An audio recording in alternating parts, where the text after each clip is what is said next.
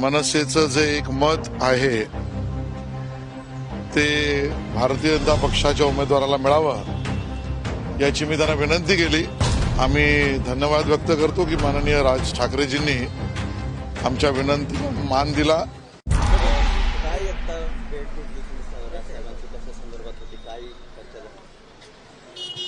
सन्माननीय मनसेचे अध्यक्ष राज ठाकरेजींशी मी स्वतः आता भेटलो। पक्षाच्या वतीने येणाऱ्या राज्यसभा निवडणुकीमध्ये मनसेचं जे एक मत आहे ते भारतीय जनता पक्षाच्या उमेदवाराला मिळावं याची मी त्यांना विनंती केली।